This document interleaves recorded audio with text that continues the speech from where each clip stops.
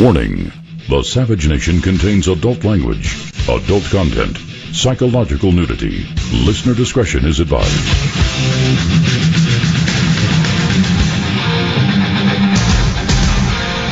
And now, America's most exciting radio talk show, The Savage Nation, home of borders, language, culture.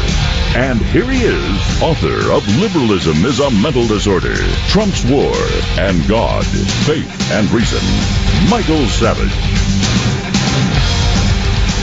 So we go back to the four horsemen of the apocalypse, described in the last book of the New Testament of the Bible, called the Book of Revelation of Jesus Christ to John of Patmos. And this chapter in the New Testament tells of a book or scroll in God's right hand that is sealed with 7 seals. Powerful words. There were movies called The Four Horsemen of the Apocalypse. There was a movie called 7 Seals. And the Lamb of God opens the first 4 of the 7 seals, which summons 4 beings that ride out on white, red, black, and pale horses. What does that mean? Well, the 4 riders of these horses, often seen to symbolize conquest, pestilence, war, famine, and death.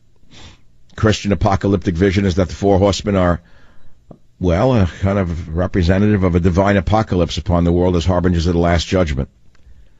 And I see everywhere around me, in my visions, the 4 horsemen of the apocalypse. I know everything's coming up roses on Wall Street, but I have not a dime invested in Wall Street, so I could care less. I see America dying. I see war on the horizon. And I see death on the horizon. And I'm going to talk about how do the politicians like Nancy Pelosi, one of the most psychotic people to have ever invaded the Congress. Listen to what I'm saying to you. I'm putting myself on the line again. I want you to listen. Well, here is a woman, a white woman of Italian descent, one of the richest, most powerful women in the world. Listen to what she says in one. That plan is a campaign to make America white again. It's a plan that says over 50% of the current legal immigration. I want you people listening to me who are so-called liberals to ask yourself if she represents you. And if she does, then you are a suicidal maniac. You're digging your own grave and throwing the lime in the pit. How could a rich white woman put down white people on a daily basis and maintain her base? Answer, she doesn't. Her only base are the illegal aliens in San Francisco. It's outrageous. Does she not have grandchildren? This Italian grandmother? Does she not understand what she is doing and what she is saying? And if she doesn't, why is she still in office? I actually say I am glad Pelosi is out there talking like this, because even moderate Democrats are getting frightened by what she is saying. At least I think so. Maybe there are no moderate Democrats. I can't tell. I have no idea. I, for one, kind of like white people. I kind of get along with this country, which is still dominantly Caucasian in makeup. Oh, yeah, I know I'm not allowed to say it, but the highest percentage of people in the country are of European descent.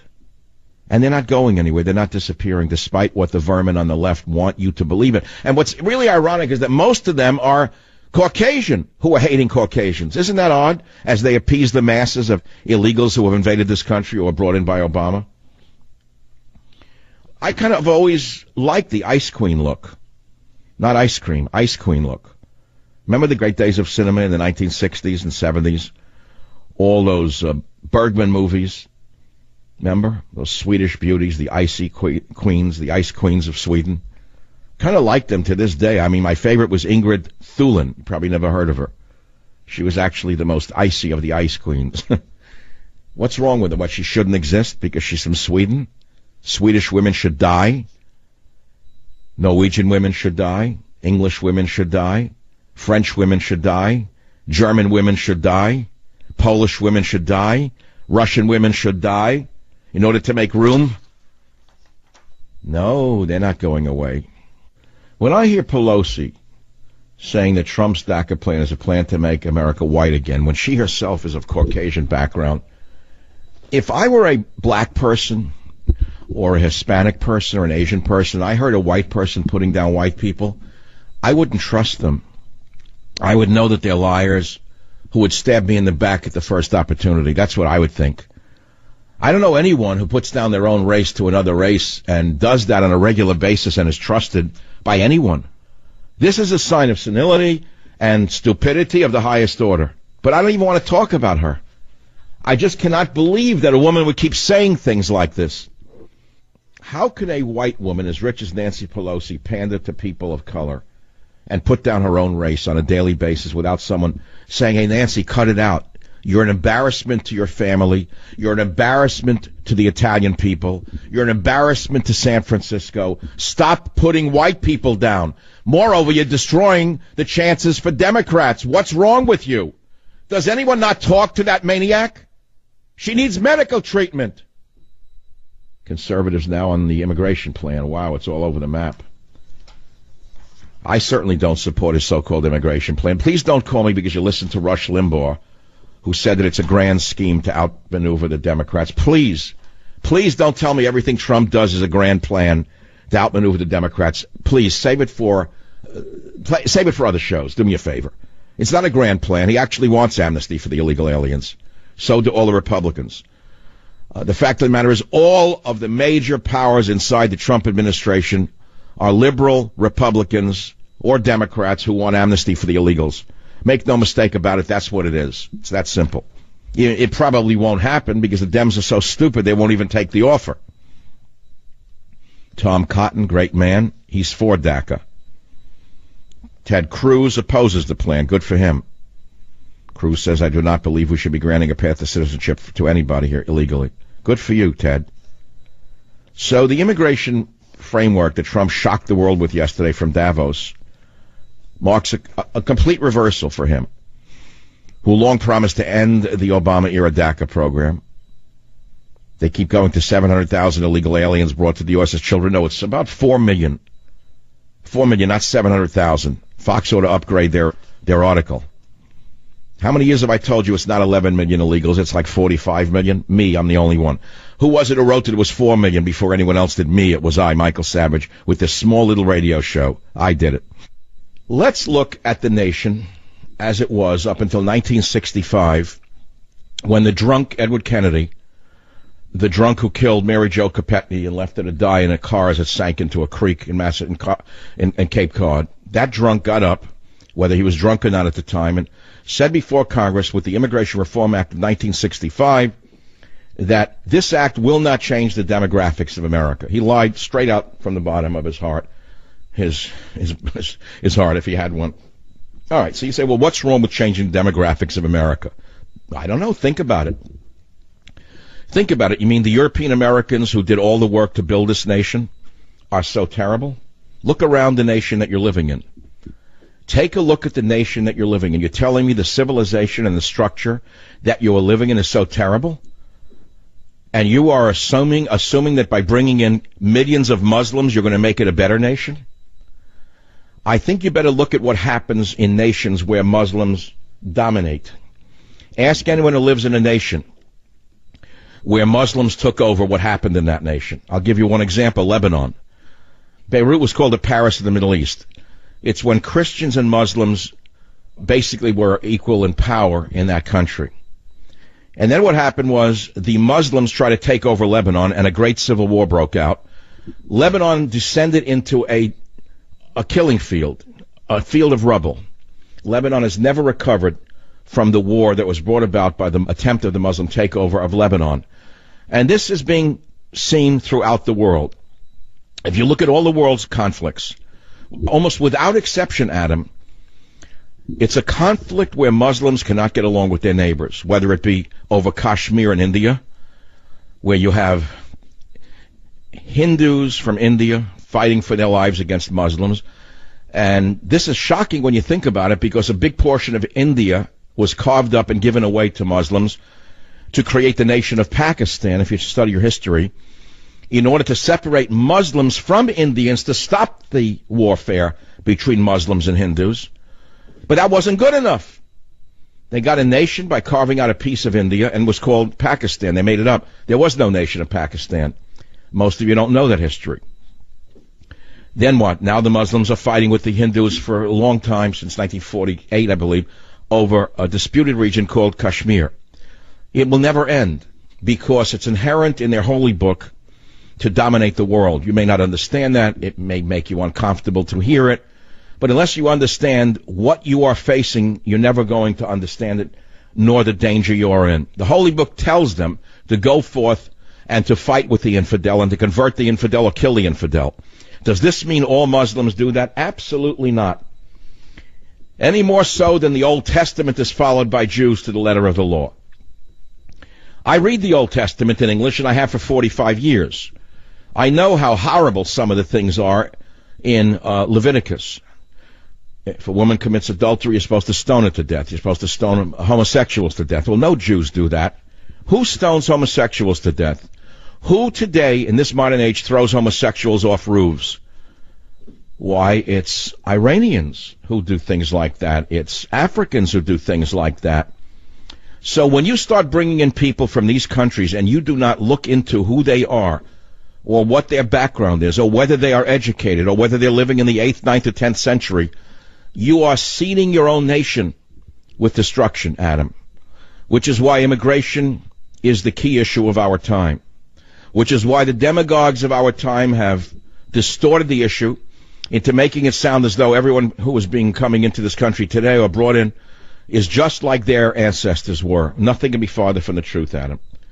And so Trump was right when he ran on a platform which was largely based upon my radio shows of the years before he was a politician. Everyone knows that. I take full credit for Trump's victory in his presidency.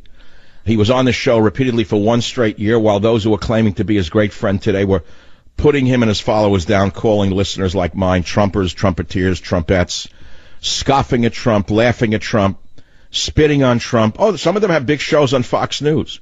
Now they're the biggest bootlickers you've ever seen. They're called Machiavellian. But it's a big world, and if people want to be hoodwinked, they can be hoodwinked. It doesn't matter to me. There's room for all of us. But I'm pretty stable in my belief system. Now, did I back Trump because I thought he was such a wonderful person? I had never met him. I don't know who he was. I met him once a few years ago at Mar-a-Lago when I went over there. I met him before he ran for the office. And that was about it. It was only for a few minutes. But then when he declared he was going to run, and I saw he was espousing some of my ideas, borders, language, culture, build a wall, stop importing Muslims till we can figure this thing out. He's a businessman. I said, you know what? I'm betting on him. And the reason I backed him is I felt he was the only one who could beat all the other candidates, and he did. He beat them brutally in the primaries. He destroyed them because he was vicious. He was a vicious street fighter from Union Turnpike in Queens. He knew how to fight. And I knew that he was the only one who could beat the others and beat Hillary, so I threw myself behind him 100%. Did I expect anything out of it? No. Do I want a federal job? No. Am I looking for a pat on the head? No.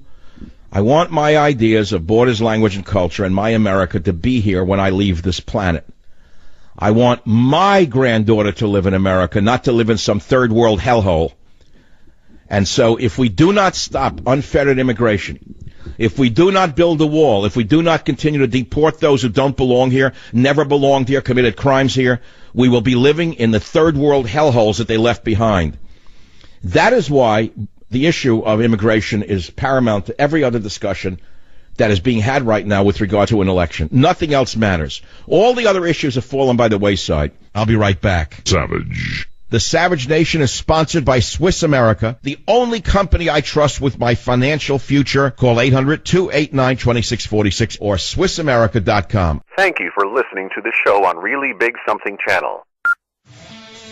Ask yourself one question. Why is Pelosi so obsessed with Hispanic voters who are here illegally? Answer, without them she wouldn't be in office. Any other questions? I have the answers. It's that simple. What's she obsessed with them for? They're not even here legally. They're not here legally able to vote, and yet she's obsessed with them. Okay, so to Nancy Pelosi, she's never met an illegal immigrant who's done anything wrong. She never saw Kate Steinle's corpse, the one shot by the illegal who had been deported 5 times. The woman doesn't live in a dream world. She lives in a world of deceit. And in her world, all the dreamers are the best people on the planet, while American children can rot and go you-know-where. House filibuster to demand vote on dreamers. Everyone's falling asleep. An illegal deported 44 times in 15 years is on the top of the Fed's list. A man told an undocumented illegal alien, Nancy, to stop urinating at a bus stop. He was stabbed by one of your, I guess he wasn't a dreamer. I mean, to be fair to the discussion. WJLA, Washington, D.C. Man tells undocumented immigrant to stop peeing at a bus stop, gets stabbed in the neck. That's all. Urinating in public. I guess that's how it's done in the home country. It's a cultural thing. I mean, it's a cultural choice to pee at a bus stop where they come from, some of them. So a man said, pull up your trousers and use a restroom. He got stabbed in the neck. Look, this is the diverse America that the libs want. This is the new America that the libs want. They want your daughter to walk by and see a man urinating at a bus stop with his pants down. And if you say anything, you're the wrong party. Ask Nancy Pelosi. Every dreamer is going to be a doctor and a leader. Do you realize how crazy this woman is? Is there anyone listening to this program? Let's say you're in favor of illegal immigration. Is there anyone listening to this program who thinks that Pelosi is doing your cause a favor by rambling on and saying all the, quote, Hispanic dreamers who are here illegally have a wonderful, wonderful thing to contribute to this country? They're going to be doctors or this or that. Do you believe that helps your cause? I don't. And I agree that Trump is right, because I said it first anyway. If I say something and then I hear it from the president, I know he's right. He said that Pelosi's our greatest weapon. And I hope she stays in power with that gavel and that mouth of hers for a long time. We wish her the best. Where she gets the energy. Man, I want to know what her diet is. Jim, you're of the same ethnic extraction. What is it in the Italian diet that's giving Pelosi that? Is it the beans? Is it fava beans? I don't eat them because certain ethnic groups cannot eat fava beans. It's called fava bean hemolysis. I wrote about it in 1983 in The Skeptical Nutritionist. I avoid them, but I see fava beans are popular again. They're poison for some ethnic groups. We bleed internally from them. Man, I don't know. Maybe it's the fava beans, pasta fagioli. I don't know. Who knows? God bless her, though. What energy for a woman almost 80 years old? On and on about dreamers. She knows personally every dreamer is going to be a doctor and is a fine American. Astounding how she knows all of that. She knows all 4 million of them? None of them could be a negative? Whatever. Okay, I made it. So, where is this all going? Only God knows. We need a thunderous God to help us before the entire society is restructured in a way that none of us can live in. Savage. This was such a proud day for me because when the grandson blew out the candles on his cake, they said, "Did you make a wish?" And he said, "Yes, I made a wish." He said, "Well, what is your wish?" He said, "I wish I had brown skin and brown eyes like Antonio." This is called ethnic castration. You want to call it something along the lines of verbal eugenics? Verbal eugenics, write it down. Savage is a wordsmith. Nancy Pelosi is engaging in verbal eugenics or ethnic castration. Xenon, Enter the Future World State, an anti-utopian new world run by militant feminists who castrate males. It starts with ethnic castration. So let me put it in another context. I assume that I have liberals who listen to the show. They're attracted to me for a number of reasons because they understand reason. They don't agree. Sometimes they do. Who knows what they do? I know the audience is very large, especially in San Francisco, of people who identify as liberals. But I become the loudest and longest lasting voice in talk radio in San Francisco history. 24 years is not a short period of time. That is not a short period of time. Many listeners in this community grew up with me. I am the only voice of loyal opposition in this whole city, in fact, in the whole state. I've lived here since 1974. I'm as much of the matrix of San Francisco and California as anyone listening to this show, if not more.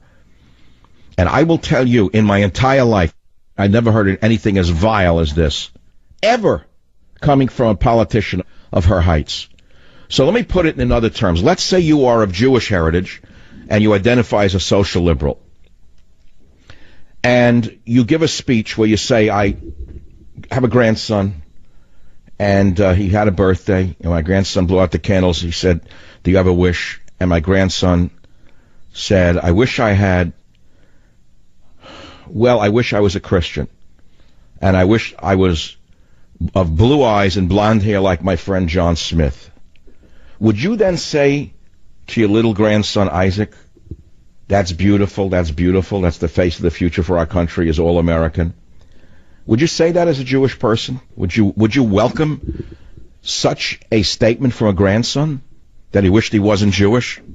He wished he was Christian, like John Smith? Maybe you understand it now. Maybe I'm helping you understand how offensive this is, what your boss, Nancy, has done. You know, in many ways, I said weeks ago, I pray Nancy stays there because she's the best gift we could ever have to save America from the scourge of progressivism. But now that you see the inside of progressivism, that is actually ethnic castration or verbal eugenics being practiced behind closed doors, now you understand why a man like Trump could win the last election. You think this is the first case of this? You're mistaken. It was going on for years while Obama was in office. They were having a field day along these lines. What do you think they say behind closed doors about you and your people? You want to have a dividing line, who's us and who's they? You figure it out. They know who the dividing line is. You better figure it out real fast. So for a grandmother to encourage this, in my estimation, is child abuse. And a state child protective services agent would visit if it was not someone of her power. And I will turn it around on you. What if we heard that a kid, an African-American kid, made a statement like that his grandmother said he wishes he was white with blue eyes? You tell me child protective services wouldn't investigate? Like who brainwashed this kid to hate his own self, his own heritage, his own race, if you want to put it that way? Look, we're living in racially charged times, and I recognize that this is sort of an uncomfortable topic. But when you hear this coming from the mouth of the most powerful Democratic female in the country, you understand why this is important to talk about. It is ethnic castration to have a grandson say a thing like that. They have castrated this child of his own ethnic heritage. At least in my estimation. What do you think? Here we have one of the most powerful women in the world celebrating her grandson's self-contempt, her grandson's self-denial of his own heritage. She's actually celebrating ethnic castration or verbal eugenics without a breath from Andy Cooper or any of the other frauds, the pancake makeup people on all the channels, who themselves engage in ethnic castration on a daily basis. I rest my case. Here are some headlines. Government set to borrow nearly $1 trillion this year, an 84% jump from last year. This is crazy. After crazy news, this is really important. The federal government is on track to borrow nearly $1 trillion this year, Donald Trump's first full year in charge of the budget. That's almost double what the government borrowed in fiscal year 2017. Now, we elected Donald Trump because he is a businessman, not a politician. I thought that a fiscally responsible government run by a businessman would tighten the expenses. But it seems to me that the debt has just gotten bigger. And it's Congress that I blame. He has tried to cut government, but they keep wanting to increase government. More and more and more money in pork barrel spending, whatever you want to call it. They don't call it that anymore, but that is basically graft. It's that simple. Budget out of control. Here's a sad story. You know how I work so hard and give money to protect the beautiful noble elephants in Africa? Well, a U.S. investigator of the ivory and the rhino horn trade was killed in Kenya. They are ruthless. The poachers are murderers. It's reached a point where if we do not do something on a military level, our noble friends, the elephants, will be gone within our lifetime, which would mean we were the worst stewards in the history of the world. And all of these left-wingers who care so much about Donald Trump, you ought to put some of your efforts to caring about the wildlife in Africa. Maybe you could save one elephant. Also on michaelsavage.com, you think California politics is on the far left under Jerry Brown? The LA Times warns just wait for the next elections. You got one left-winger running against another left-winger, each moving to the left farther than the other to try and show how cool they are. You got Gavin Newsom trying to be more radical than the other one running for office, which is just laughable. Previously deported Mexican national convicted of raping 9-year-old girl in Sanctuary City. Oops, sorry for telling you the truth. Oops, sorry for telling you what's real. Oops, sorry for reporting the news. Suspect takes sledgehammer to 12 Dallas police cars. No comment. U.S. starts Iraq drawdown after declaration of victory over ISIS. John McCain to introduce bipartisan DACA citizenship bill, which will contain money for no wall, meaning no money for a wall. John McCain is who? John McCain is a traitor. John McCain is not only a traitor to Republican Party ideals, not only is he a traitor to conservatism, John McCain is a traitor to the United States government and the people within. And please don't tell me what a great war hero he is. Benedict Arnold was also a war hero, turned out to be a traitor, a turncoat. That's where the word turncoat came from, Benedict Arnold. McCain has turned his coat, he turned it a long time ago. If you think things are bad here, look no further than look at our neighbor north. Canada, once great proud nation, is changing its national anthem to remove male pronouns to make the lyrics gender neutral. In other words, the radical feminists that I warn about in Xenon have taken over Canada. And you can't have words like man or men, can you? Read Xenon. Order it on Kindle, My Future World State, a post-feminist apocalyptic nightmare that I think people on both sides of the issue will come to see has a lot more to offer than meets the eye. 12 Democratic senators sent a letter to Trump warning against a preemptive strike on North Korea. Now, this is very interesting. This is fascinating. A dozen Democratic senators sent a letter to Trump about escalating tensions with North Korea. The so-called lawmakers expressed their anxiety over reports that the White House is considering a preemptive military strike against North Korea. What's interesting to me is that these senators are exactly the kind of appeasers that would have let Hitler invade first Poland, then Czechoslovakia, and then France, and sent a letter to FDR saying, well, we're warning you against a preemptive strike against Adolf Hitler because it's making us nervous. Who are the senators? You can pretty much guess who these pacifist sellouts are. The Pentagon doesn't know what it did with over $800 million. That's an interesting story. Just $800 million. You know, that adds up. Ammunition seller charged in connection with Las Vegas shooting. Federal prosecutors have charged Douglas Haig, a man identified earlier this week as a person of interest in the Las Vegas mass shooting, with selling bullets he had modified to make them more potent, referred to as armor-piercing bullets.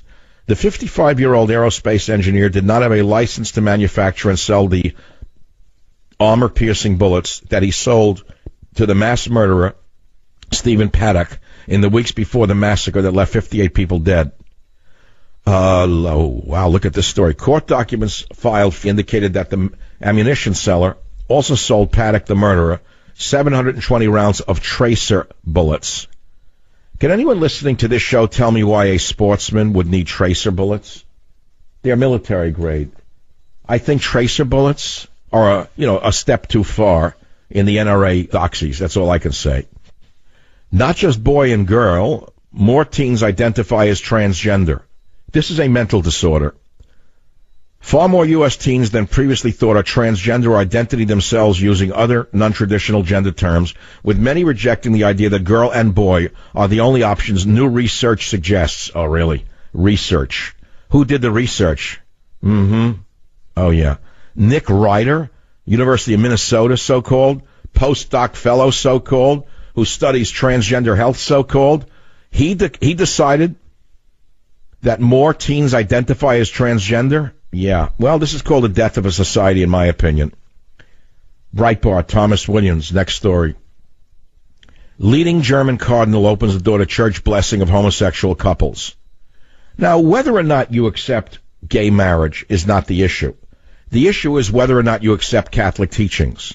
Because as far as I'm concerned, there should be a separation of church and state. And when the church starts to meddle in state affairs like marriage, it has crossed the line.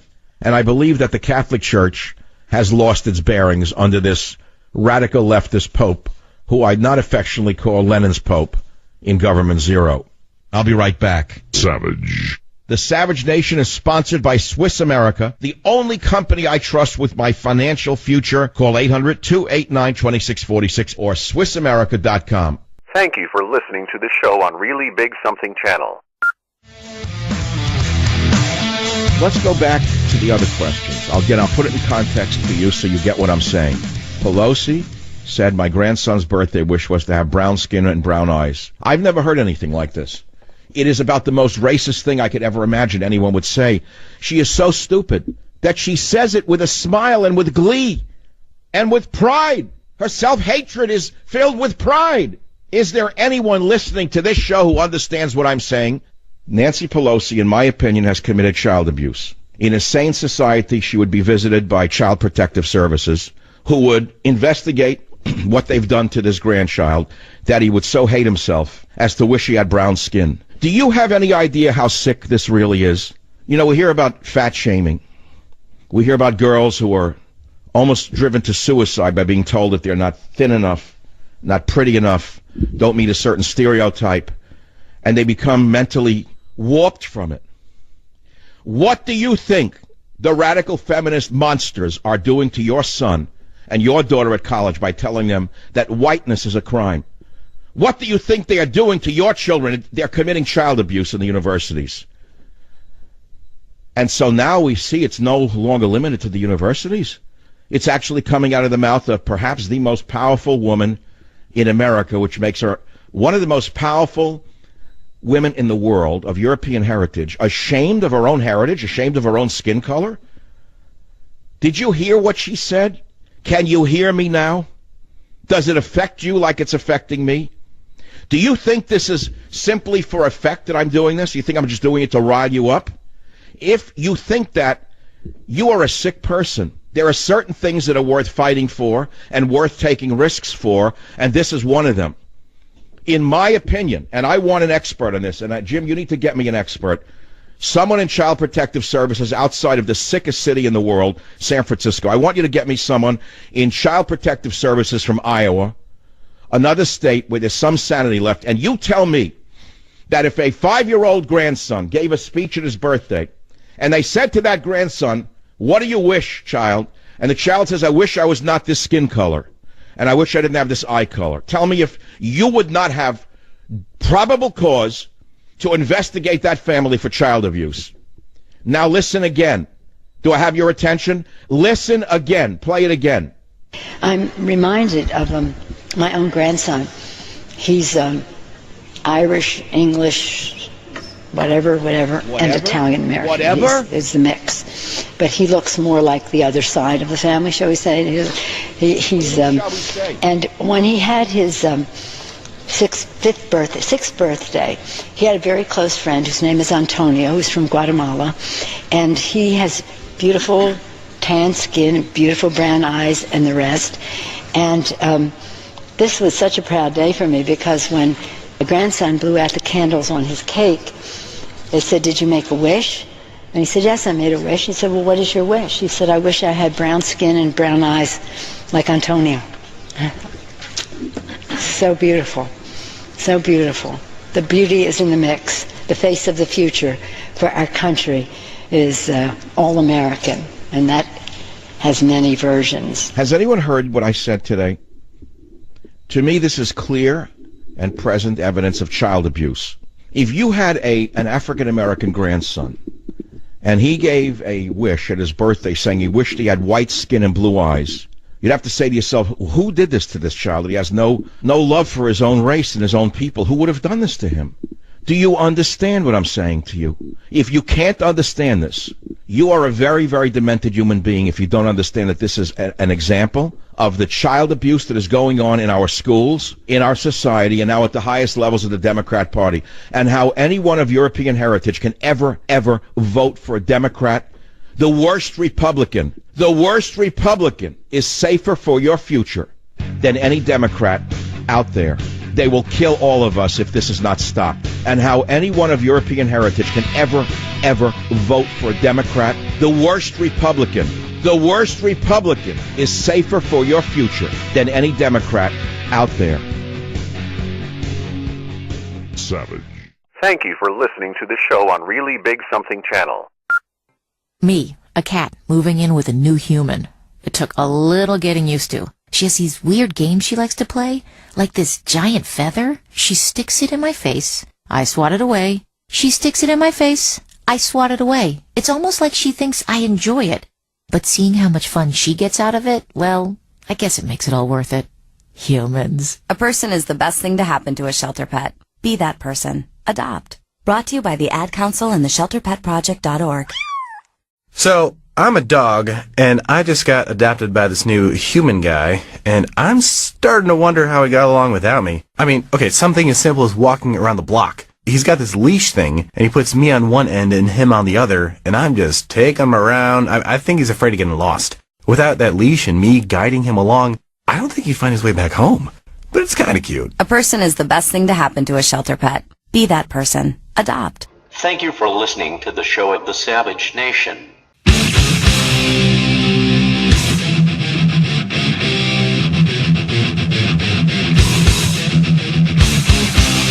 Warning. The Savage Nation contains adult language, adult content, psychological nudity. Listener discretion is advised. February 16th, 2018. And now, America's most exciting radio talk show, The Savage Nation, home of borders, language, culture. And here he is, author of Liberalism is a Mental Disorder, Trump's War, and God, Faith, and Reason, Michael Savage. We need a majority to get it done, apparently. I wish that weren't the case. And I have said over and over, I'd rather pass gun safety legislation than win the election, because people die from this. So that as a priority for me is one that I have always had. And now, of course, as a mother and a grandmother, and seeing these children at risk at a place they should feel very safe is just unthinkable. You take on the intelligence community, they have 6 ways from Sunday at getting back at you. You take on the intelligence community, they have 6 ways from Sunday at getting back at you. You take on the intelligence community, they have 6 ways from Sunday at getting back at you. You take on the intelligence community, they have 6 ways from Sunday at getting back at you. You take on the intelligence community, they have 6 ways from Sunday at getting back at you. You take on the intelligence community, they have 6 ways from Sunday. Thank you very much. I mean, he means they have 6 networks to get back at you. ABC, CBS, NBC, CNN, Fox News, and MSNBC. They have 6 network ways to get back at you. Now let's listen again to what I said earlier. I'm going to say it again. Here's the problem with talk radio on a day like today. I gave you what I consider a 98-point first hour out of 100. You got a 98-pointer. It's like a car is restored. You get points. It could be a 98-pointer, a 99-pointer, a 100-pointer. I gave you a 98-point first hour. Now I have to repeat myself an hour 2 and repeat myself an hour 3. And at a time like this, I don't want to do that. So at the risk of your displeasure, I'll only repeat some of what I said in the first hour. And what I said in the first hour that is probably the most important is this. First, I asked the question, why would the FBI have released, meaning Mueller, the so-called special counsel, why would Mueller of the FBI have released this indictment of Russians on a day like today when the nation is in mourning? Even a dictatorship would have had the sensitivity not to have done this to the country. We are beyond a dictatorship. We have such cruel, heartless individuals at the highest levels of this government that they would actually break the hearts again of the parents and of the survivors' families by bringing this up on a day like today. They could have waited until Tuesday, couldn't they? Mueller could have indicted 13 Russians next Tuesday, couldn't they? What's the rush? You're not fleeing the country. So you have to ask yourself, why did he time it for now on a 3-day weekend right after the shooting when the bodies are still cold? Especially when in the midst of it he says there's no allegation in the indictment that the outcome of the election was altered and that Trump is actually made innocent by this indictment of the Russians. He's cleared because the indictment itself says Russians worked with unwitting participants. No collusion. So why then do it on a day like today? It's very crude to do a thing like this while people are mourning and the country's in such shock from the shooting. The answer is because the FBI itself is now under the microscope of most people with a limited, even a limited intelligence understands this. The only people who wouldn't would be the drug addicts on late night television who pass as comedians when they're nothing but jesters for the Democrat machine. They're not comedians. They don't know what they're doing. They're just jesters for the Democrat establishment. They read scripts. So the late night jesters are now held up as our wise men. Isn't that funny? That's what Charles Schumer meant when he said, if you tamper with the intelligence community, they have 6 ways to Sunday to get even with you. That would include the late night jesters. That would include HBO. That would include Showtime. That would include Facebook. That would include Google. That would include Twitter. They're all the 6 ways to Sunday they're talking about. So where is the conspiracy here? The conspiracy is between the government media complex. The conspiracy is between the FBI and the media in covering up their own failures by dropping this on a Friday, 2 days after one of the worst mass shootings in American history. The castration of our emotions is something to behold on a day like today. The castration of our national emotional grieving for these children. Look what Mueller just did. Look how he just embarrassed himself by doing it on a day like today. Does this not tell you something about Mueller and Rosenstein, that none of them said, wait a minute, maybe we shouldn't do it today? The people are still in mourning over the dead children. Who is it inside this vicious circus that would do it on a day like today? Whoever did it was covering up the botched Cruz case. Even the Florida governor said the director needs to resign. The deputies were called to the murderer's home 39 times. They knew he was going to go off and kill somebody. He was on medication. Why is there no discussion of medication except by me? I'm the one who's been talking about medication and their effects upon people's behavior for a long time.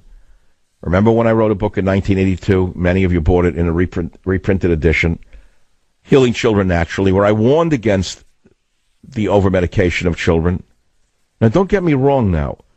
Medication can save people's lives. But in some cases, they turn people into monsters. And there is a lot of literature on the use of medication and a high incidence of suicide and homicide. And this case is a clear example of that. You're not hearing that on any of the 6 networks, are you? The 3 nationals, the 3 mainstream, and the 3 cables. Why are you not hearing anything about meds? Why? Again, Savage will keep repeating it till you hear him. Interlocking corporate directorships. Look it up, you'll see what I'm talking about. It's funny, that used to be a watchword of the liberals in the 60s. The liberals in the 60s used to warn us about interlocking corporate directorships. I didn't quite even understand it at the time. But I thought they were smart. It sounded intelligent to me. It's like a lot of words. When I got older, I realized what they were talking about. The same woman who sits on the board of Fox News probably sits on the board of a drug company that makes Plaxil. I'm giving an example. Or whatever the drug is that he was on. We'll never know what drug he was on. Why is it we can't know what drugs he was on? We knew the weapon he used. We knew the caliber of the bullets. Before Nancy Pelosi knew her shoe size, she knew the caliber of the bullets. Why? Because you can release that, but you can't release his medical information. Why not? This man who murdered all those children still has rights. Why does he have rights? Why does he still have rights? Maybe we should be warned about the medication he was on. Maybe it was an experimental psychiatric drug somebody gave him. How do we know it's a legitimate drug? How do we know he was not on medical marijuana? Why? What, the medical marijuana industry doesn't have the grips now over the 6 sister networks? The 6 sisters that run the networks? And then add the socials, so make it 9. 6 and 3 is 9, and 3 and 6 minus 9 is 6. They're controlling your mind. All of these outlets are controlling your mind, and it's all being controlled by the forces that profit off your confusion and your fear. Now, if I sound a little conspiratorial, I am.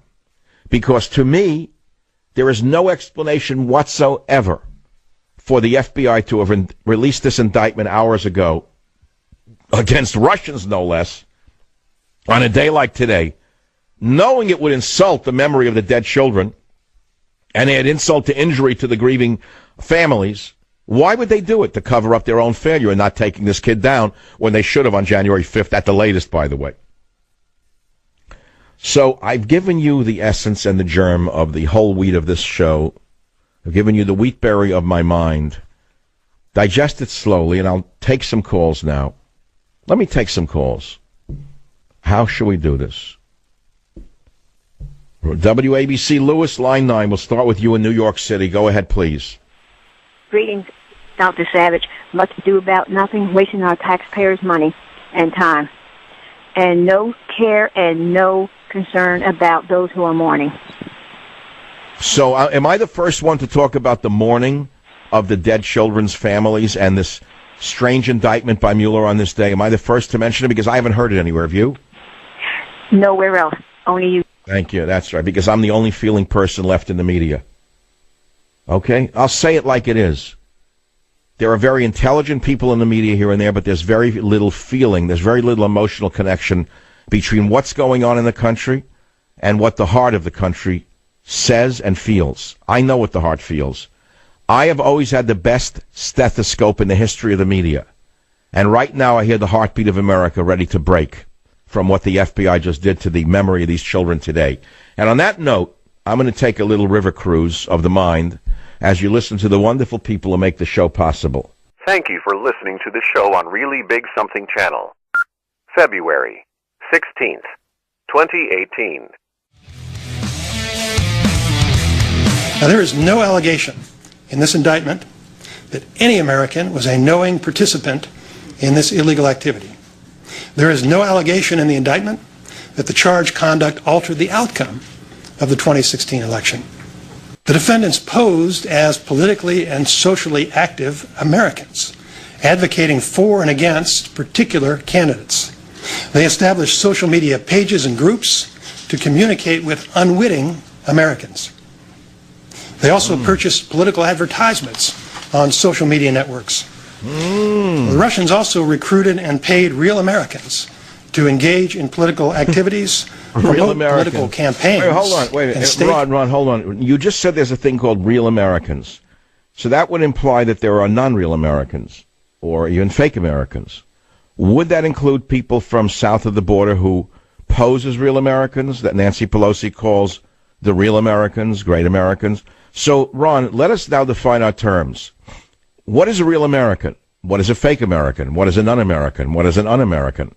We'll have to come up with a glossary from Ron Rosenstein of the Justice Department in order to determine what he's talking about. Because right now, so far as I know, he's covering up for the failures of the FBI to have taken the shooter out when they were warned on January 5th that he was liable to go off like a Roman candle.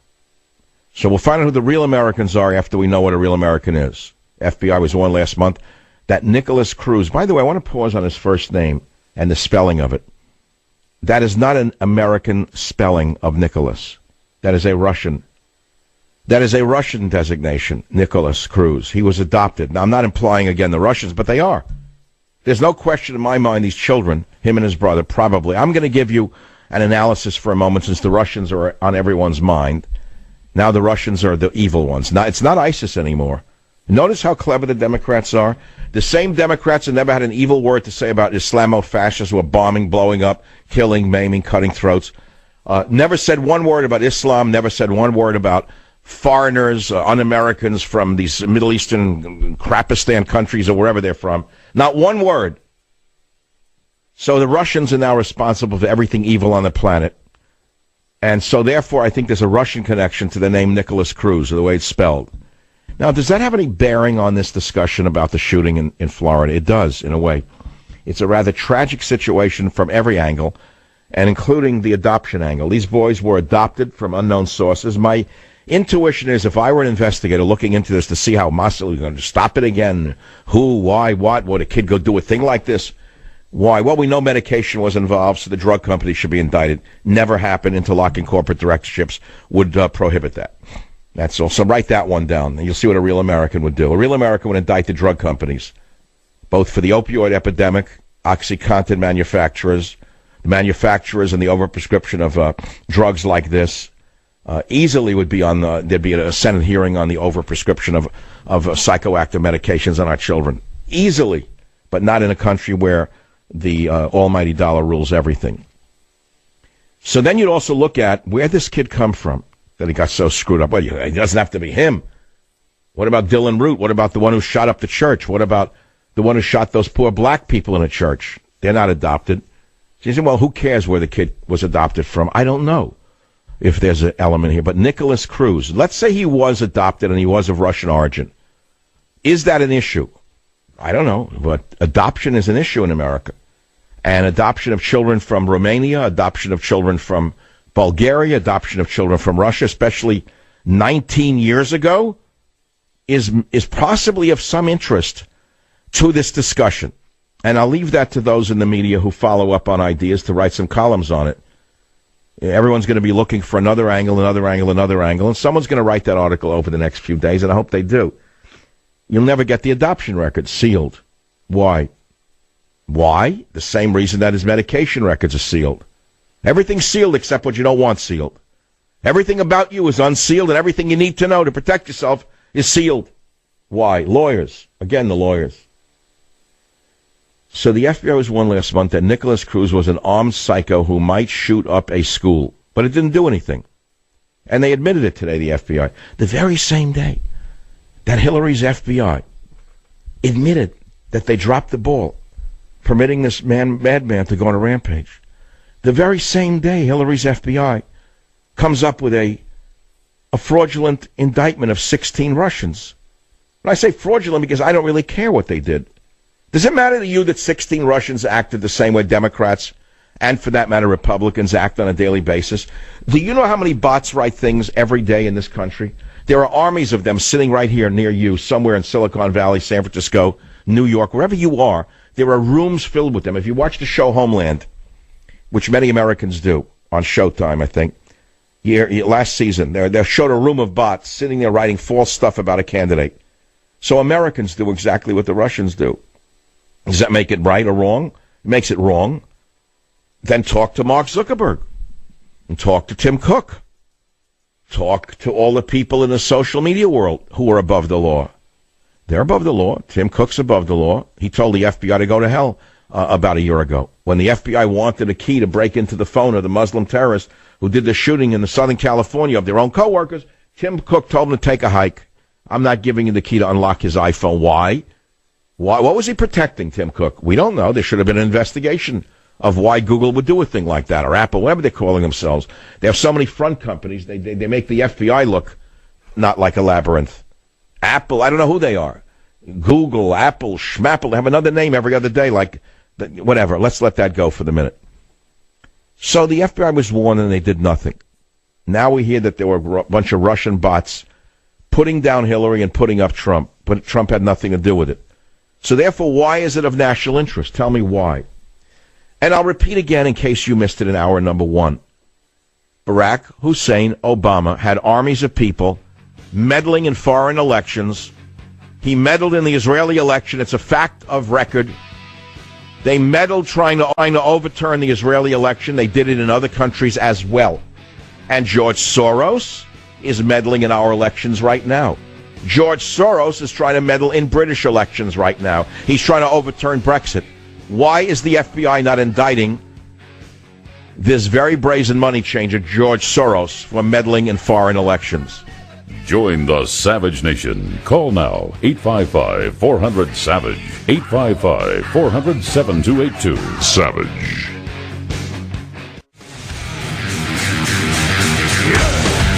Look at the beautiful children that were just killed the other day. 15, 14, 16, 13 years old.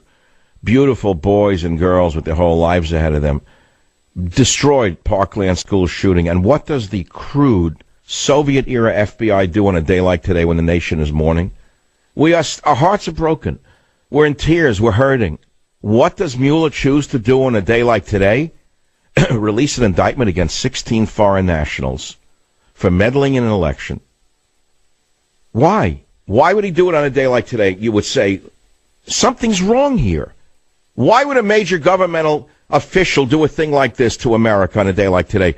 I will allege again, as I have before, that there is not a dictatorship on the planet that would be as flat-footed with regard to the emotions of the citizens as Mueller is today. I'm going to make this a very emotional issue because it will tell you everything you need to know about this phony indictment. Why today? Because he was desperate.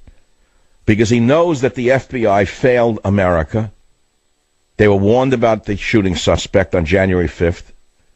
Everyone said he's a crazy man. He's going to kill somebody. He has the potential. He has disturbing social media posts. He has the weapons to do it. He has a history of shooting small animals. He has a history of violence. Please stop him. And what did the FBI do? Nada, nothing, zilch, garnished. Why? They were all on one mission. And that mission was to get Trump. Probably every agency in the nation was on one mission. Get Trump. So even the warnings that were clear as every red flag imaginable went up on the track. And they did nothing. So what does Mueller do? He releases an indictment against nothing. Not against real Americans, against Russians. Again, feeding the frenzy of the paranoid, drug-addicted left. But there's no there. There's nothing there. It actually clears Trump. The indictment says the Russians work with unwitting participants. I guess I have to play it again. Play the unwitting participants clip again, Robert. Unwitting would be 22. Go ahead. The defendants posed as politically and socially active Americans, advocating for and against particular candidates. They established social media pages and groups to communicate with unwitting unwitting participant. Well, Rosenstein, they also purchased. Okay, Rosenstein, you are posing. You're posing as an as a prosecutor who really cares about meddling in the election. That's what you're posing as. Because you even said yourself in the former soundbite in clip 18 that there is no allegation in this indictment that any American was a knowing participant in this illegal activity. So you are posing as a crime buster when in fact you are insulting the memory of the dead children. Shame on you. Clip 18, if you don't mind. Now, there is no allegation in this indictment that any American was a knowing participant in this illegal activity. There is no allegation in the indictment that the charged conduct altered the outcome of the 2016 election. Really? All right, so what's it about? Why do we have to know about it then on a day like today? Why couldn't you keep it till next Tuesday after a little mourning went on? Why? Because you're covering up. And you need to give some talking points for the pancake made-up people for Sunday morning. After a Saturday night bender, they'll all come in, put the makeup on, and they'll read your indictments, and there'll be nothing to be talking about. So I made my point. The meds, the guns, the failure of the FBI, deputies themselves. The sheriff of Broward is calling for the power to detain over violent posts. He doesn't have it right now. Sheriff in Florida shooting calls for power to detain over social media. Who will stop him? Who will stop him? The ACLU. The ACLU will stop him. All the boys who were sickos in Brooklyn and moved to Florida a number of years ago to find easier prey, and then became politicians and got jobs in the ACLU, will stop the sheriff from doing their job. Sheriff pleads for power to detain people for social media threats. Who will stop him? All the boys from NYU, all the girls from Columbia. And when the people finally wake up to the fact that it's actually the legal profession that needs to be revised, and the medical profession that needs to be revised, and the pharmaceutical complex that needs to be called on the carpet, then maybe, just maybe, we have to come to terms with the fact that there are failures on every level. As I said to you yesterday, the school shooting has multifactorial reasons, there are multifactorial problems and multifactorial solutions. There's not a single answer. If you are a monodimensional pancake made-up jester who works for the government, like Schimmel, the Knish with eyes, the crying Knish, let's call him the crying Knish. He made a whole career out of being a crybaby on air. Somehow that's selling, I guess. That's like a YouTube star. You turn the show on and someone's crying. That would be Jonas Schimmel, the late-night host. Turn the show on and at any moment he's seen crying. If that's not a mark of a mental instability, I'd like to know what is. Yet he called Trump mentally ill. You hear this? All of a sudden, mental illness is now used as a slander. Left and right, everyone's mentally ill. Now, I wrote the book, so I take some responsibility for it. But in my case, I was not being generic. I was being quite specific. I said liberalism is a mental disorder. I didn't say a specific person was mentally disordered. I said liberalism as a religion is a mental disorder. I wrote a book about it. So, yeah, that's the whole story. Can we have some rock and roll music? I can't take it anymore, frankly. I've had enough of this for a moment. I'm taking a river cruise right now with rock and roll music. The phone number is 855. Let's see what Robert did. Must be a kind. All right, fine. That's what I wanted, a 59 Chevy in 1955. Those are great guns, those Mossbergs. I can smell the gunpowder to this day. I came up from the shooting range in the basement of the high school, refreshed to be able to handle classes after this.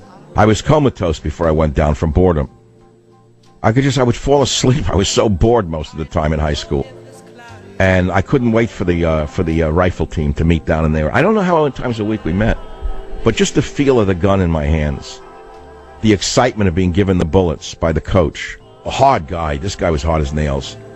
He looked like an Irish cop from New York in the 50s. The kind of guy you could throw out of a second-floor window or would jump out of a second-floor window chasing a burglar. God forbid this coach got his hands on someone who insulted a woman or touched a woman. God forbid he got his hands on him before he was put into the patrol car. He was our coach. So there were no bugs on that rifle team. Not one kid who looked crazy was on the team, because not one kid who was crazy on the rifle team. He wouldn't have let him near the basement. I guarantee you the police would have been called from the local precinct. The kid would have been taken away if he looked nuts and wanted a gun. They wouldn't have had to call anyone, no lawyers. Are you joking? This guy, whatever his name was, Duffy, I don't know. Let's say his name was Duffy. I don't know his name. He's in the picture of me on michaelsavage.com. He's probably gone by now. He's probably up in heaven helping God get the bad guys out of heaven. I wonder if there are bad people in heaven.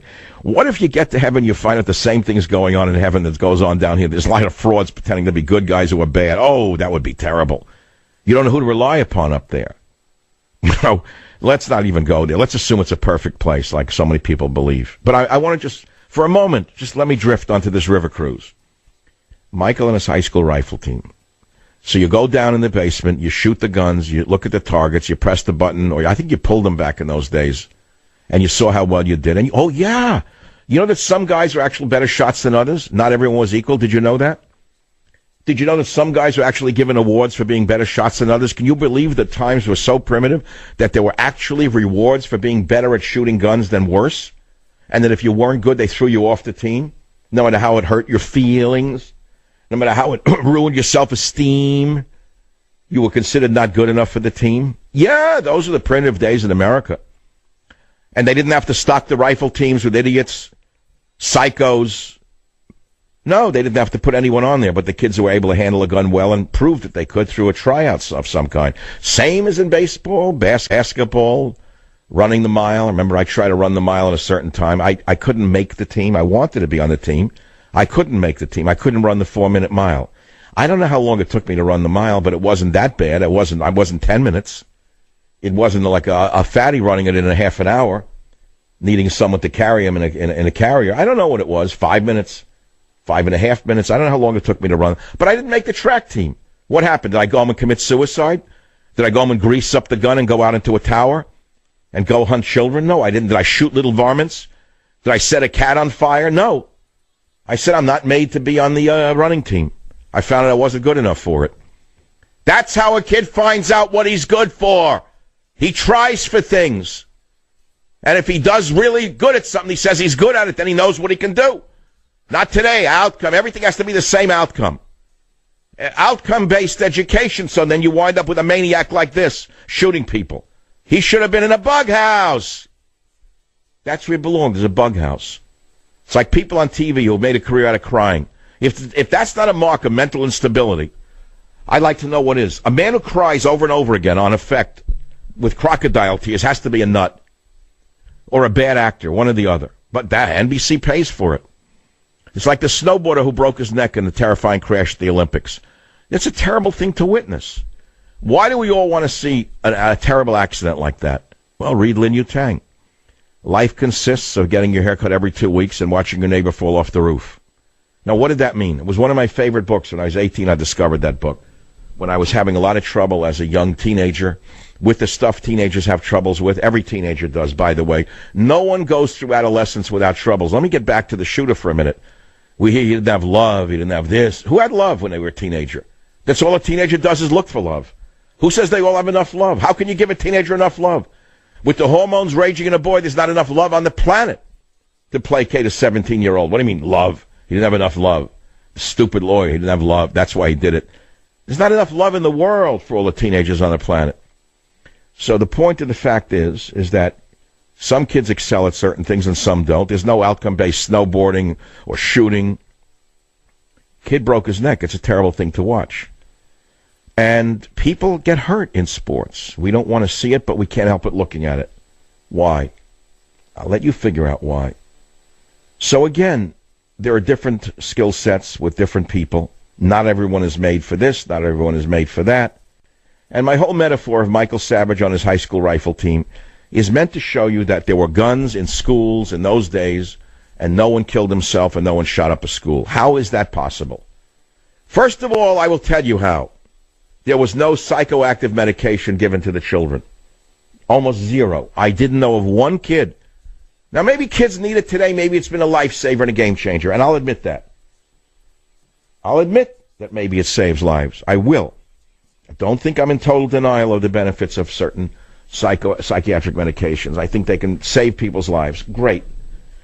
But I'll just tell you what it was like when I went to school. No meds, almost zero drug use. Anyone who used drugs was pushed out of the circle that I was in. Nobody used drugs. The only people who smoked pot were those who hung around with jazz musicians at the time, went down to the village, put on black clothing. They were outcasts. Today they're running the country. So the thing is, nobody used drugs, number one. Secondly, in every classroom that I was in, there were the 10 Commandments on the wall. Did you know that? Thou shalt not kill was up there.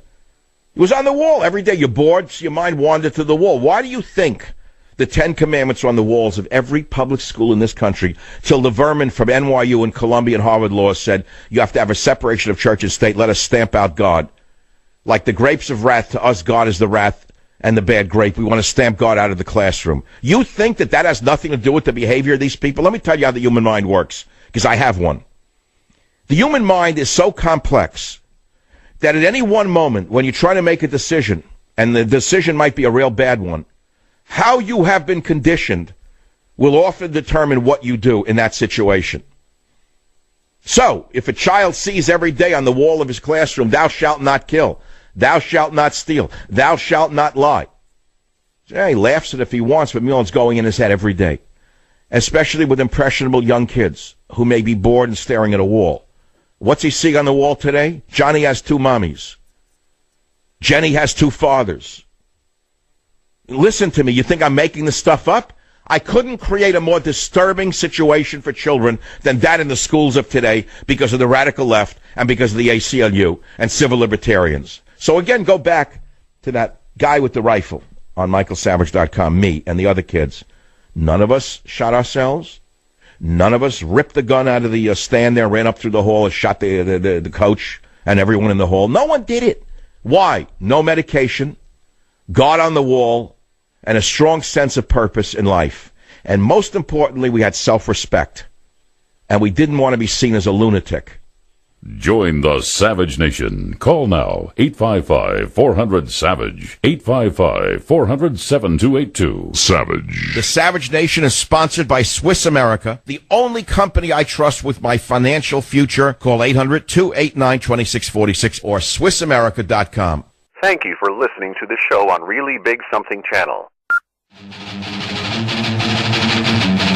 All right, so we hear Russia meddled in the election, and Trump says that they started their anti-U.S. campaign in 2014, long before he announced that he would run for the president. The results of the election were not impacted. The Trump campaign did nothing wrong, no collusion, said Trump on Twitter. Now, we're reading today that Friday's indictment should be seen as an effort by Mueller to raise awareness about Russia's capabilities as the 2018 U.S. elections draw near. So we hear that the Russians are going to meddle in the 2018 elections. Well, what about this story? HBO hires former Obama staffers to create specials ahead of midterm elections. They hire some loser podcasters who worked for Barack Obama to create a series of specials. Is this not HBO meddling in the 2018 election? Tell me where meddling begins and where meddling ends. Oh, I understand. They're Americans, so they can meddle? So Americans can disseminate false information all day long with impunity. But if a Russian does it, it's an indictable crime. Is that it? So what is it about the Russian actions that are different than that of HBO or Showtime meddling in an election? Well, I guess because they're foreigners, they're not allowed to do it. They don't have the rights that Showtime or HBO have to meddle in elections. Well, that's an interesting way to look at it. So you mean if these guys who worked for Barack Obama, who are meddling in the 2018 elections by putting out fake HBO specials that smear Republicans, smear God, smear Mother, smear Father, smear the church, smear everything decent in America, you're telling me they're good Americans? They're real Americans? Or are they low-class, low-life vermin who should be deported? Join the Savage Nation. Call now, 855-400-SAVAGE, 855-400-7282. Savage. Thank you for listening to the show on Really Big Something Channel.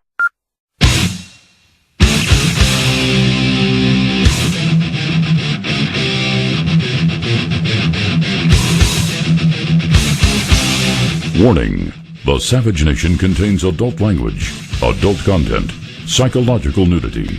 Listener discretion is advised.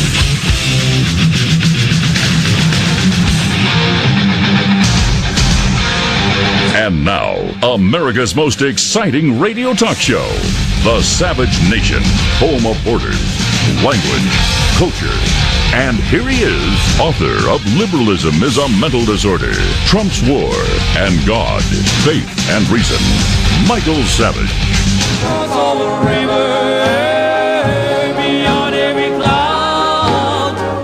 God, give me the strength.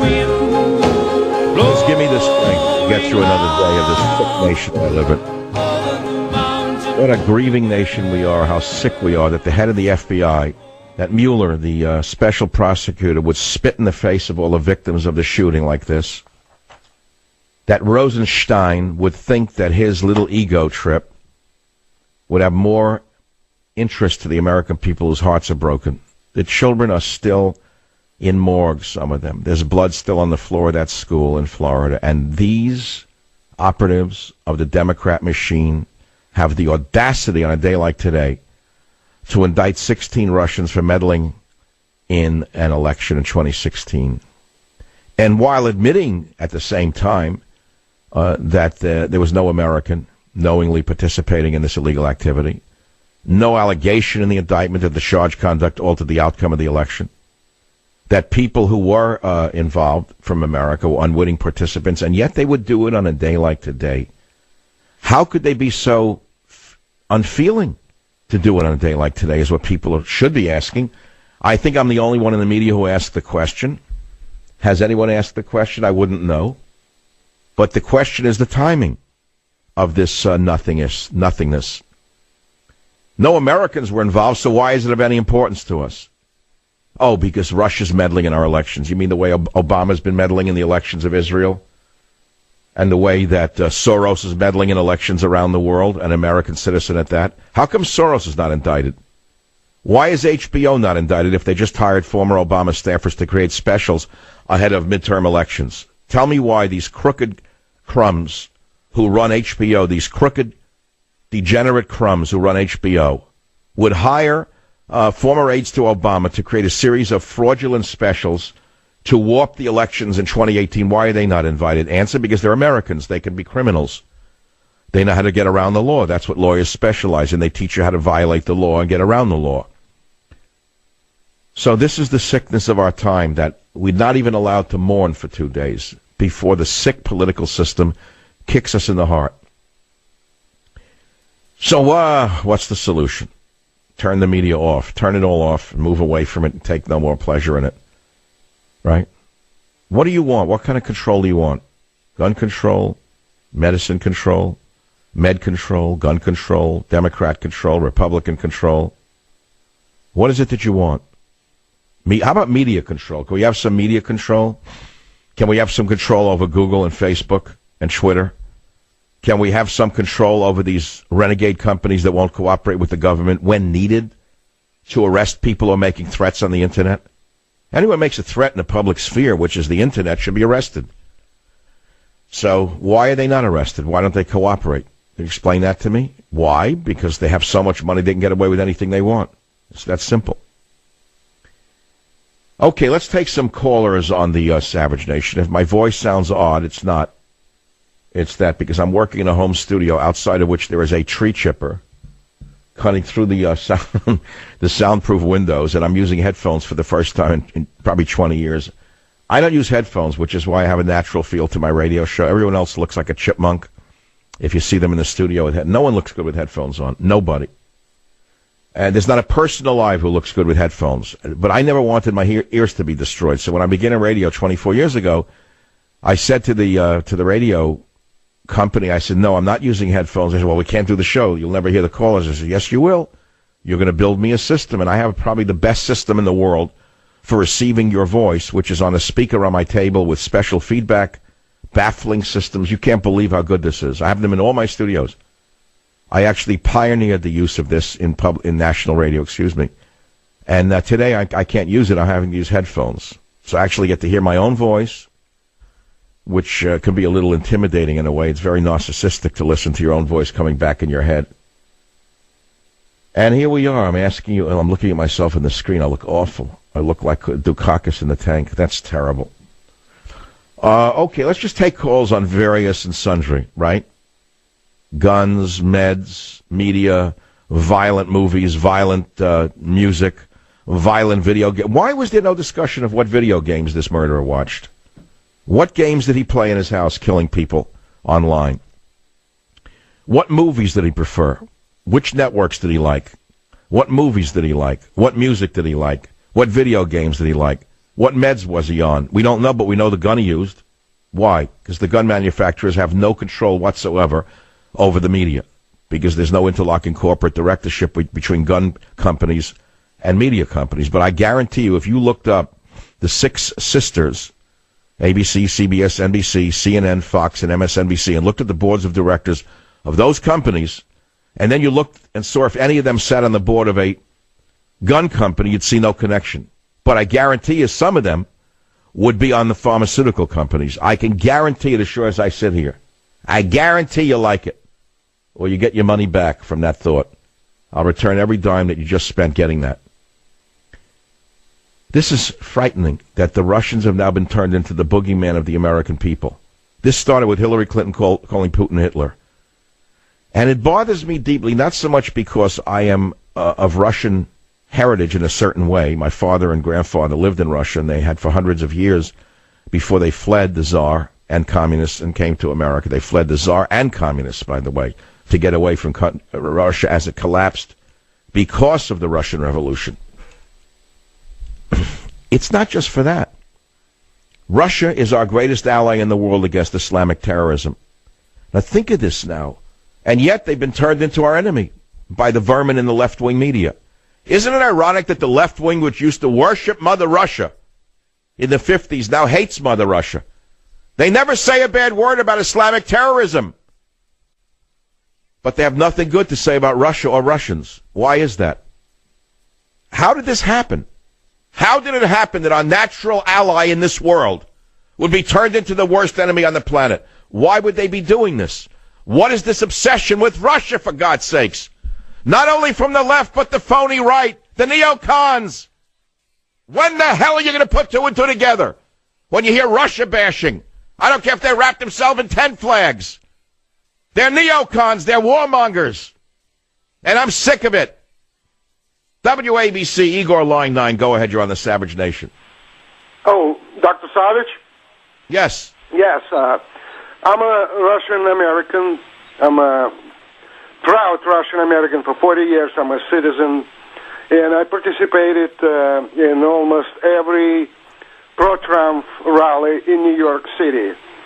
And there were only 4 or 5 people on one occasion, only of Russian heritage, who I spoke to. There was no other Russians. I'm not. I hear what you're saying. In other words, they were all operatives of something. There was no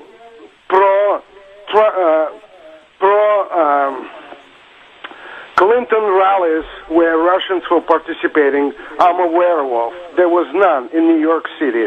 I would know. I'm participating.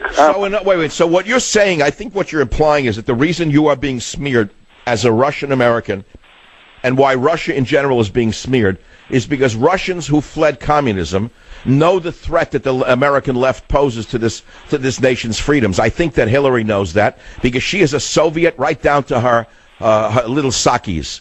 That woman is a Soviet operative of the worst kind in the sense that she would like to bring the Soviet Union of the world to this country. And that is why the Russians can smell it from a mile away. They ran from the people like Hillary Clinton. Is that more or less what you're implying, Igor?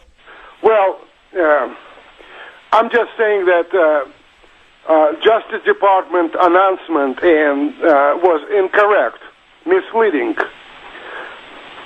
That there was a pro-Clinton rallies. There were none in New York City. I'm not aware. Okay, so you're saying there were no Russians at the Clinton rallies. They were only for Trump. Pardon? You're saying there were no Russians for Hillary. They were only for Trump. I don't think that's true. Because I would be aware of any rallies. So, but what is your main point, Igor? I don't quite know where you're coming from. What are you actually saying? Pardon? I don't hear you very well, sir. All right, let's take it off the air then. Tell Igor, send him a Knish and send him a Piroshki, and we'll talk again. I really don't even understand what he's implying while he was on the show. Clint, please make it clearer for me. There were no Russian operatives, Russians at all in the Hillary Clinton campaign, but there were with the Trump. So what is he saying? I don't even understand. All I know today is the indictment that was presented by the special counsel's office is an insult to the dead children and their families and to America itself. Never forget what I just said to you. Rosenstein should go down in history as one of the most feelingless thugs in the history of politics, as should Mueller, for doing this to America on a day like today, kicking us in the heart. The children's bodies are still cold. Some are in the morgue. They're not even buried yet, and they're doing this now. Why? To cover up the fact that the FBI failed to arrest this kid. In plain English, there's a connection. That's all there is to it. That's all there is to it. You don't have to be Einstein. You only have to be Savage to see the connection. The connection between today's announcement and the timing of today's announcement and the shooting is the FBI. That's the connector. So the FBI is covering its own tracks in its mind, but in fact the FBI just embarrassed itself. The FBI just really made themselves look so bad and so unfeeling that they would kick the memories of these children in the face while the corpses are still cold. Hot, rather. Still hot. It's sickening that this would happen on a day like today. They couldn't wait till Tuesday, till after ski weekend or whatever it is. No snow here, so there'll be no ski weekend. But it's a 3-day weekend by and large for government workers and a few other slackers who look at every opportunity not to work. But the thing is, why couldn't they do it Tuesday? Why today? When the kids are there? Does anyone understand what I'm saying to you, the timing? That's what I'm going on about it. All right, let's take some calls on the Savage Nation. WDRC in Connecticut. Susan, go ahead, please. What's your topic? Hi, Michael. I wanted to talk a little bit about the gun control. I just feel that Marco Rubio, he basically just stood on the Senate floor and said, well, the kid could have got the gun illegally. And that makes no sense to me. Why are we just letting people buy assault weapons, kids 18, 19? And the other point was that the FBI, people say insane things all the time online, but the kid never broke a law. So, I think blaming them is a little heavy. Whoa. What do you mean never broke a law? It's multi-layered. Wait, what do you mean he never broke a law? He was threatening to kill people. He was known to be a psycho who shot animals. He had been in fights. He has every He was showing all the signs of somebody who would do a thing like this. The police have been called to his house 39 times. You're telling me that's not a sign of somebody who should have been, not being allowed to have a gun, number one, and number two, been arrested, preventively detained? Now, but listen, like Rubio is insulting us by like he's showing his NRA support by not saying that we have to look at this at least. This whole selling these automatic. I'm not going to speak about Rubio because I've never been a Rubio supporter. I think Rubio is a lightweight. I called Rubio an ice cream man during the campaign because I think he looks like an ice cream man in Miami to me. So I don't look to Rubio for any advice on anything or any leadership. He has about as much credibility to me as Jonas Schimmel on television late at night, the crying Knish. I want to talk about the mental health situation here. WVOR Radio, Mary, line 9. Talk about the mental health situation. Yes, Dr. Savage. I work in the healthcare industry. I'm a registered nurse, and I work with individuals that were forced placed out into residential settings. Mm-hmm. The closure of psychiatric facilities. And when do you agree with me that the releasing of them into the streets is a dangerous situation, obviously? Yes, very. And when the federal government told the states to close them down, some of the states complied and some of them didn't. And the states that didn't comply or couldn't find placement for these individuals, the DOJ stepped in and said, "Oh, that's right." You can't. And in California, when they closed the state mental hospitals, most of the most violent of the offenders went to work for the state government. Well, they should feel right at home. That's why they're running San Francisco, Oakland, San Jose, and Sacramento. Instead of being behind bars, they're trying to put the rest of us behind bars. And that's why you have so many people living on the streets out there. No, I'm not be facetious. The streets are full with mental patients who deserve help and care, and they need to be put into locked facilities run by the states and by the federal government. I agree 1,000%. And I've said that reopen the mental hospitals, the state mental hospitals. It is running on in time here, 21 minutes after the hour. Back in a minute, Savage Nation. Be here, be nowhere. Join the Savage Nation. Call now, 855-400-SAVAGE, 855-400-7282. Savage. The Savage Nation is sponsored by Swiss America, the only company I trust with my financial future. Call 800-289-2646 or SwissAmerica.com. Thank you for listening to the show on Really Big Something Channel. 26 minutes after the hour, indictment reveals Russians also organized anti-Trump rallies after the election. That's interesting. So the evil Russians organized anti-Trump rallies as well? So why today? Tell me why today. I know why today. Who's causing disinformation here, the Russians or Mueller? It seems Mueller is into a disinformation campaign. From my perspective, Mueller is engaging in a disinformation campaign by releasing this indictment today on a day that America is mourning and its heart is broken. That's a disinformation campaign. Why am I the only one to see this? Now listen to what Rosenstein says in 23. After the election, the defendants allegedly staged rallies to support the president-elect while simultaneously staging rallies to protest his election. For example, the defendants organized one rally to support the president-elect and another rally to oppose him, both in New York on the same day. On September 13th of 2017, soon after the news media reported that the special counsel's office was investigating evidence that Russian operatives had used social media to interfere with the 2016 election, one defendant allegedly wrote, quote, all right, so here we see had a that, slight... A, they don't know what they're talking about. B, I don't understand why it's such a big deal. And C, it looks to me like this is a gigantic disinformation campaign from the failed special prosecutor's office, who should be ashamed of themselves for doing this on a day that America is still mourning for the dead children. Join the Savage Nation. Call now, 855-400-SAVAGE, 855-400-7282. Savage.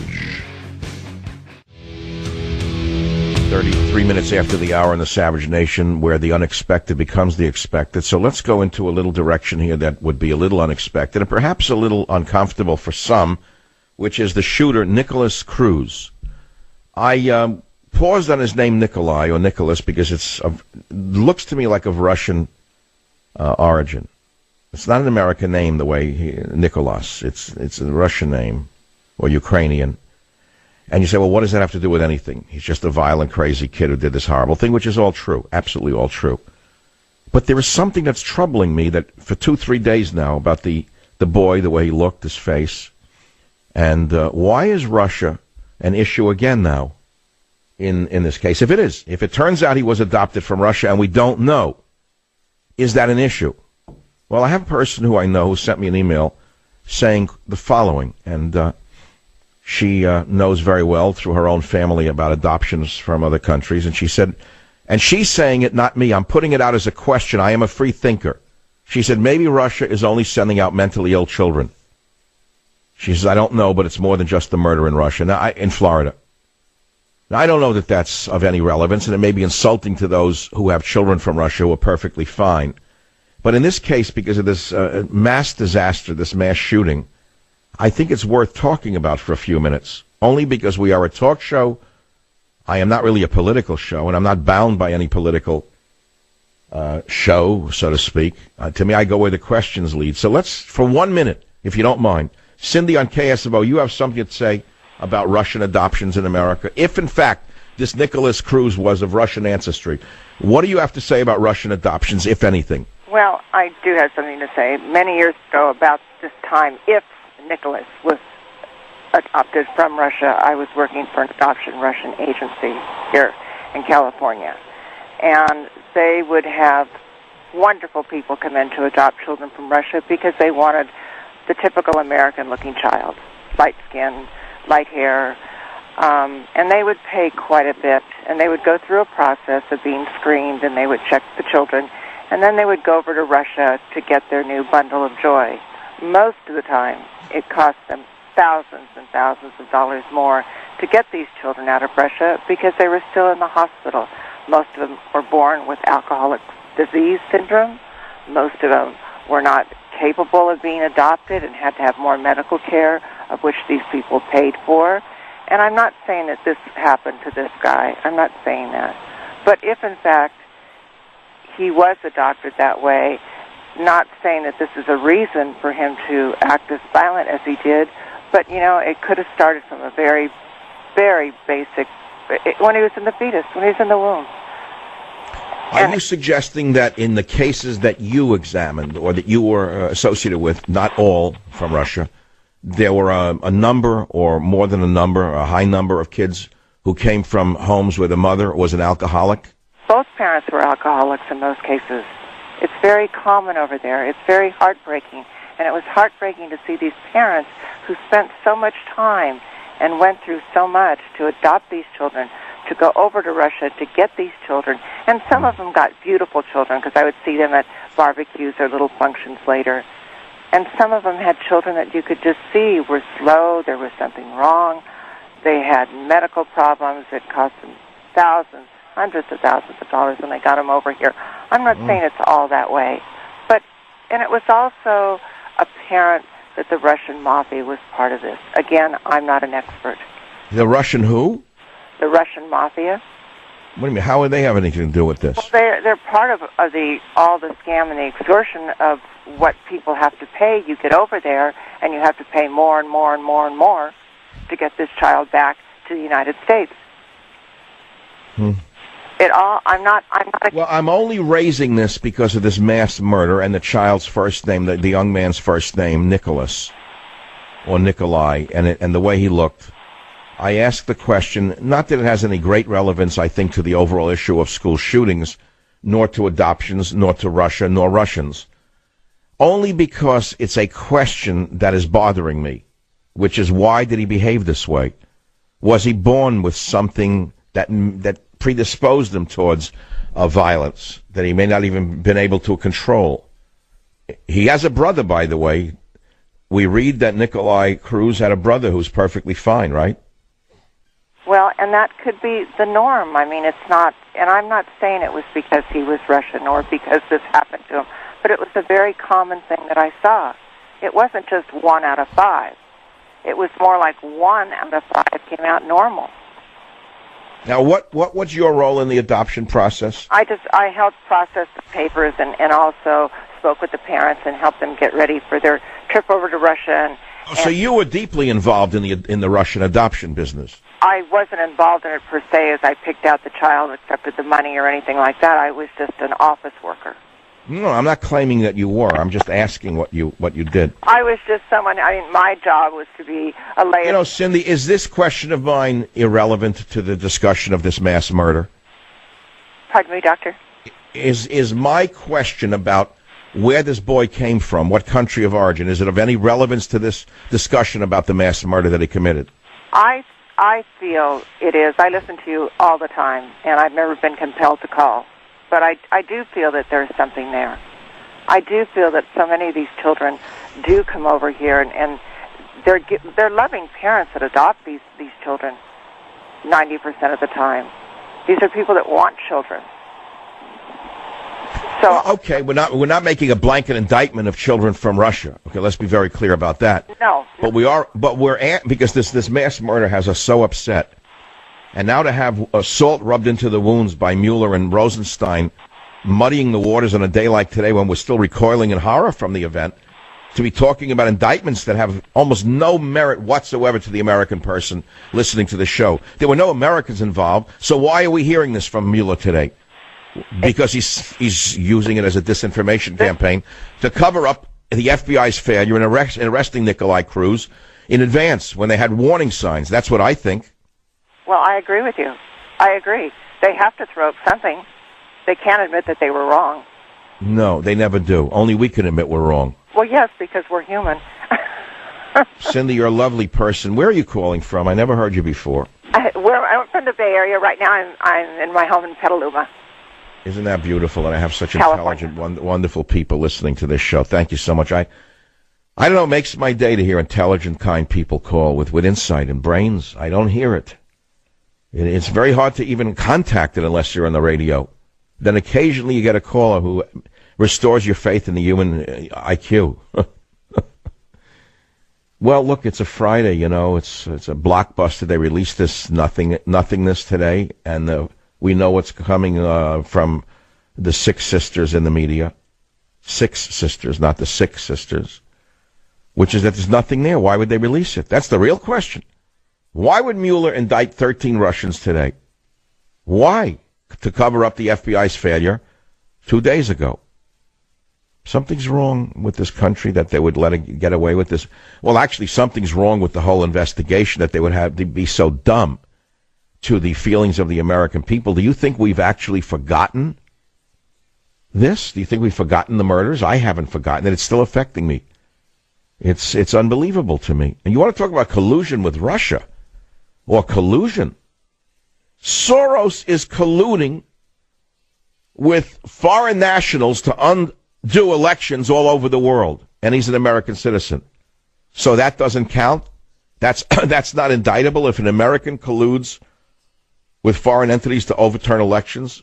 That's not a collusion that's of any interest to the FBI? No, he's allowed to do that. Soros is allowed to send operatives to Israel during the election against Netanyahu.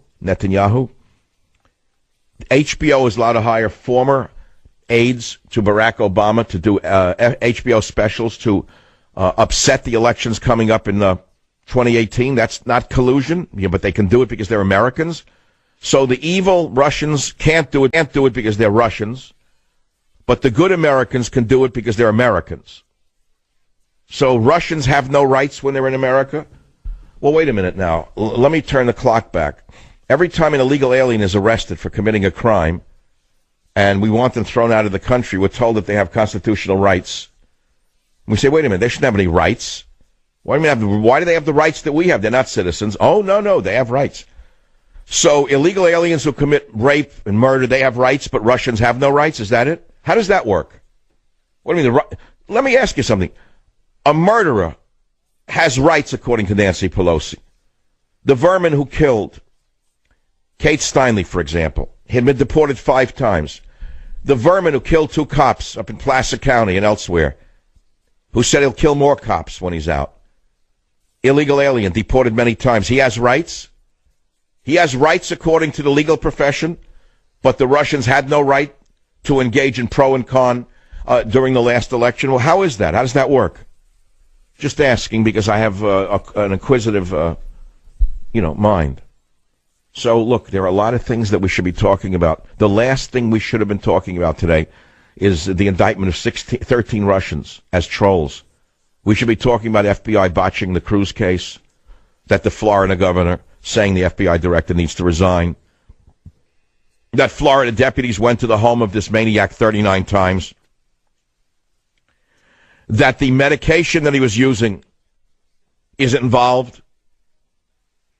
This is crazy. Instead, we're talking about the indictment of shadows. Because as we were told many, many thousands of years ago by the great Greek philosophers, we're only allowed to see the shadows on the wall, not the actual players. Join the Savage Nation. Call now, 855-400-SAVAGE, 855-400-7282. Savage. The Savage Nation is sponsored by Swiss America, the only company I trust with my financial future. Call 800-289-2646 or SwissAmerica.com. Thank you for listening to the show on Really Big Something Channel.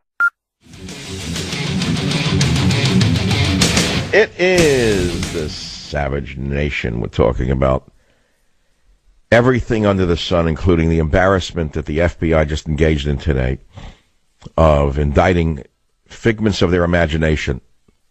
I mean, okay, so if the Russians were found to have engaged in this and upset the election, it'd be one thing, but they didn't. They said they did nothing, basically. They staged rallies on both sides. Okay, and so therefore, why spend millions of dollars telling us this? And why do it on a day like today when America's in mourning for the dead children? Well, there's a reason for that as well. The reason is because the FBI should have arrested this kid, Nicholas Cruz, but they didn't. They dropped the ball. They even admitted they did. The Miami office was triggered, told him he was a nut who was about to go off like a firecracker, and they did nothing. So all of a sudden, indictment comes down on 16 people who did nothing that we really care about. They did nothing different than what Obama's doing by meddling in elections to this minute. Crazy. Crazy the world we live in. People can't even follow it. But if you remember nothing about today, remember the fact that the FBI under Mueller today, no matter what you may think of them, insulted the memory of these children. They did not have to do this today. They could have done it next Tuesday. Tell me what the imperative to release it today. Obviously, they've been doing this for a long time. They spent a lot of money. They dug up the information. They carefully constructed it as they do in the Soviet Union. They indicted the ham sandwich. So they have the ham sandwich all indicted. Why today, of all days? No one could understand it. They were scratching their head. Because the FBI failed to indict Nicholas Cruz. Why? Why today? KSFO, Sandy, fire away. Give us your opinion. I think they did it today on purpose because it would be overshadowed by the Florida shooter coverage and because it's Friday, the beginning of the Wait a minute. So you're saying they actually want this first round of indictments, assuming there will be others, to be ignored because there's no sandwich there. It's two pieces of white bread. Yes. They spent all this money and all this time, and they basically have... Oh, how clever you are. So they gave us a white bread and mayonnaise sandwich. Yeah. There's not even a piece of salami on it. Not even the ham sandwich. Nothing. We didn't even get the ham with it. They didn't even indict a ham sandwich. They indicted white bread. Yep. So why don't they fold up shop and go home with their tails between their legs since there's nothing there? We could only wish. Why? Because then Rosenstein would have to get a legitimate job. Yeah. Then Rosenstein would have to go out and take a job with another organization. He could go to work for Black Lives Matter. He could go to work for George. So why is he even there? This is an indictment of them, not an indictment of anything else. I think they indicted themselves by showing they've done nothing. That's what you're saying, correct? All right, I'm sending you God, faith, and reason. You know, I thought about this at 4 a.m. when I woke up today. I was having a tough time sleeping, thinking of the dead children. I have a terribly vivid imagination. I have been cursed with it and blessed with it. I'm blessed with it so I can write things like Xenon. I'm blessed with it so I can write God, Faith, and Reason, Trump's War. I'm blessed with a great imagination so I can write and I can speak. But I'm also cursed with a great imagination, and I can't get certain images out of my mind, like dead children, beautiful children in the prime of their life, 14, 15, 16 years old. I can't help but seeing them dead on the floor. I couldn't sleep last night. And what I wanted to do today was almost hold a memorial for the dead in a certain way without bumming you out, just somehow to give you some faith in God if there is any left. Oh, are we living in faithless times? God, you know, it's very hard to have faith in God at a time like this. I didn't even do that today. I was going to try with all of my powers that God has given me. Every ounce of my being was going to be used today to try to give you something to hold on to, some faith, and some faith in God at that, but I couldn't do it. I couldn't do it for two reasons. One, because I don't think I have any faith left in me right now. Right now, I'm faithed out. All I have left is reason.